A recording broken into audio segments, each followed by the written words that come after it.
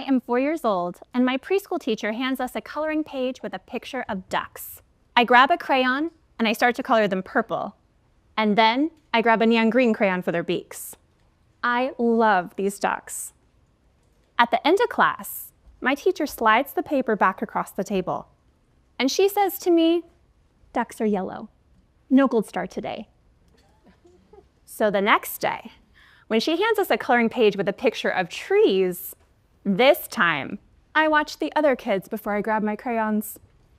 They choose green crayons and brown crayons. They color inside the lines. So I copy them. At the end of the day, my teacher puts a gold star on my page, and I still remember the feeling that moved through my body. It felt like love. I never make the ducks purple again. Here's what I've come to believe about that moment and about 1,000 moments like it. They did not make us small. They made us successful. Because coloring inside the lines works. We become the person who knows the answer, the one who can be counted on, the one who does not make things purple. We build a life that earns a lot of gold stars.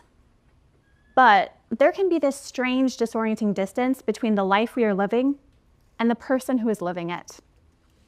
We are drawing inside the lines of a picture we did not draw. But nothing is wrong. There is no disaster. I had a good job, a great husband, a baby boy I loved with all my heart. Nobody was looking at my life thinking, wow, she should really blow this thing up, including me. But when those gold stars don't feel like love anymore, what should we do? Well, I can tell you what I did when I first started feeling that way. Nothing. I mean, why should I do anything? I was deeply grateful for my life, which made this discomfort even harder to understand. But when I couldn't sit with that anymore, I went to the opposite extreme and I blew up my life. I quit my job. I pulled my baby out of daycare. I started a business. We moved. I did keep the same husband, but that was close. When that feeling came back again, I went in the other direction, which looked like more discipline, more gratitude, more efficiency. At one time, during all this, I became convinced the solution was 75 straight days of outdoor workouts in a freezing Idaho winter. Because apparently, nothing says inner peace like burpees in a snowstorm. That didn't work either. The more I tried to figure out what was going on with me, the more I started to realize that things causing me the most distress were surprisingly small. For instance, one time I was putting together this client proposal, and I just struggled to send it. But I really needed to. I had quit that corporate job, abandoned the steady paycheck in order to spend more time with my son, but I was hustling so hard to get the business off the ground that many days I had less time with him than before. One time I remember being on a potential client call, and I started to hear these noises coming from the bathroom, and I peeked in just in time to see my toddler taking his race cars and just putting them in the toilet and trying to flush them down, but they wouldn't go. So he just kept flushing and flushing. The water was rising, and I was trying to stay very professional because I really needed to close this deal. But then I came across a much bigger client, the type of client that would have allowed me to slow the hustle, enjoy my family, but I just could not get myself to send them that proposal. I knew I could do the work, but every time I looked at the numbers, I kept thinking, how could I possibly charge this much?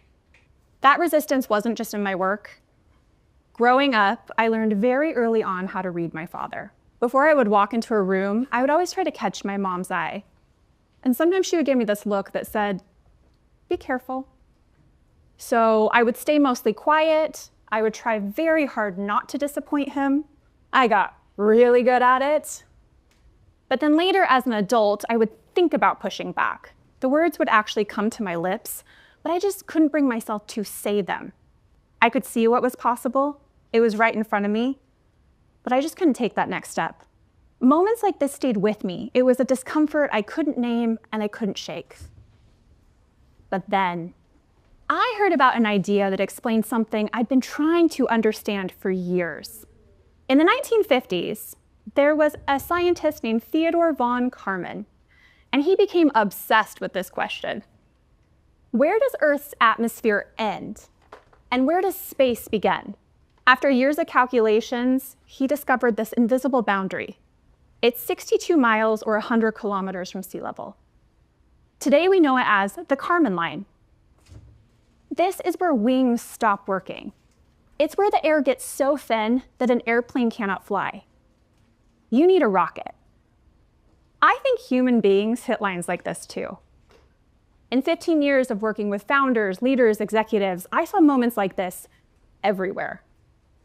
I saw it in founders who really need to become visible in their business, but they just weren't sure they'd earned the right to be seen yet. I saw it in leaders who needed to let go of underperforming but beloved team members. And they struggled not because they didn't understand what their business needed, but because they just weren't sure they were the type of leader who could make that call. These were just people at a threshold. The identity that got them here and kept them safe couldn't take them any further. They needed a new way of being. I have spent my career helping people make shifts in their business identity, but until I heard about the Kármán line, I never considered that maybe this was happening in my own life, that I was just bumping up against these lines or these thresholds and unable to cross them. But the more I thought about those uncomfortable moments, the more I started to see this pattern. The discomfort showed up whenever I wanted something. I wasn't sure I was allowed to want. I have gotten very good at knowing what other people need, which looks a lot like people-pleasing, overperforming, staying quiet, making myself endlessly useful, strategies that genuinely helped me build my life. But eventually they started costing me way too much. And the more I got close to those lines and turned back, the more uncomfortable I became. And when I get close to those lines, I hear this voice, and this is what mine sounds like. I've never done this before. This just isn't like me. Who do I think I am? This is where the air got thin. These were my own personal Kármán lines. And that disconnection really started to bleed into the rest of my life until I decided to cross them. So one day, I open up my laptop and I finish that client proposal and I type in a number that is so high, it makes my face go hot. But if I'm honest, the fear is not about the money. The fear is about what charging more means. Will people think I'm too much, too ambitious, too full of myself? My finger hovers over that send button long enough for me to imagine every possible version of a smaller, safer life. And I could just stick with that. Because the truth is, nothing catastrophic happens if you stay below your Kármán lines. That's the tricky part.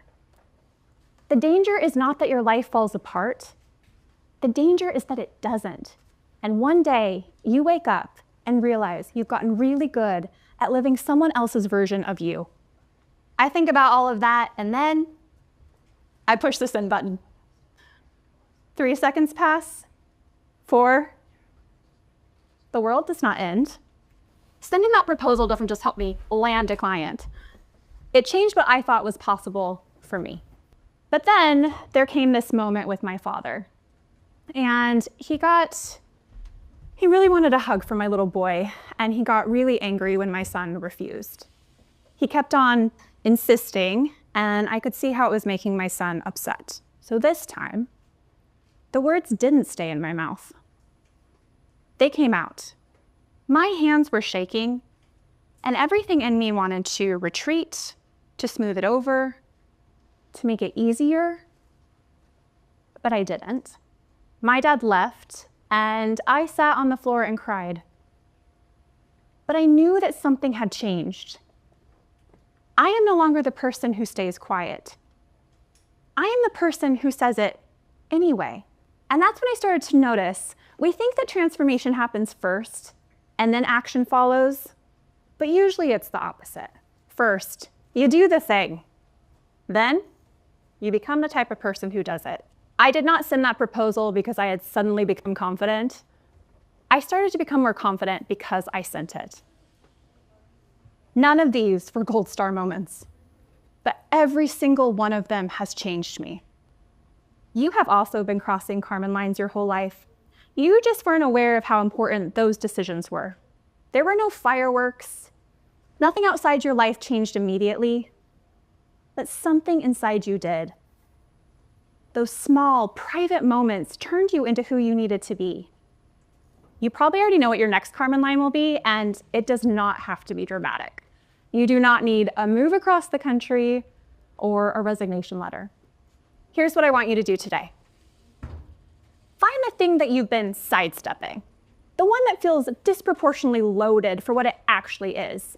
It's the conversation you've been rehearsing but not having, that email sitting in your drafts, the proposal you keep adjusting downward, the decision you're waiting to feel ready to make. You know you can actually do it. The action itself is not the challenge, but something is holding you back. And when you find that resistance, I want you to ask yourself, if this works, will my life be better? If the answer is no, or even I'm not sure, then that might just be your gut telling you to take a step back and reassess. That's okay. But if the answer is yes, then that resistance is a Kármán line. So don't fight it, don't run away from it, just get really curious about it instead. And when it's time, you can decide you can act on it. I hope that you always remember, you do not have to keep coloring inside the lines of a picture you did not draw. Make the ducks purple. Thank you.